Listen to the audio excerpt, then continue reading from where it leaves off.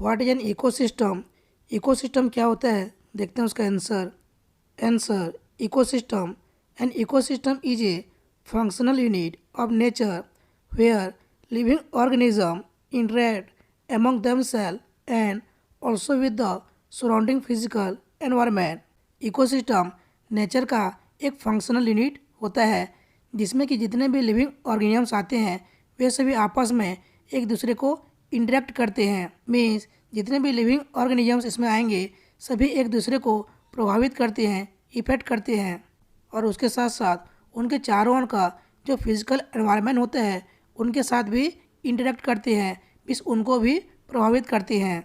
इसमें जितने भी लिविंग ऑर्गेनिजम्स आएंगे उन सभी को हम क्या बोलेंगे, बायोटिक कंपोनेंट बोलेंगे, और जो भी फिजिकल एनवायरनमेंट आएगा उसको हम एबायोटिक कंपोनेंट बोलेंगे।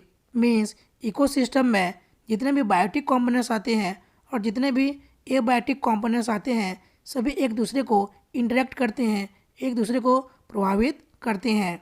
Example ecosystem of a rice farm. Example में राइस फार्म भी आपका एक इकोसिस्टम ही है।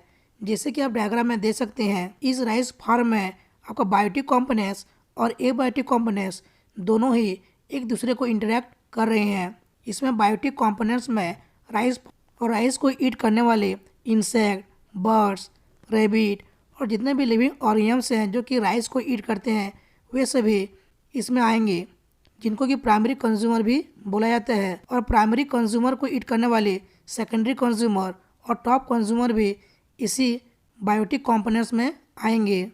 इस राइस के फार्म में एबायोटिक कंपोनेंट्स में वाटर, एयर, सॉइल ये सभी एबायोटिक कंपोनेंट्स में आएंगे।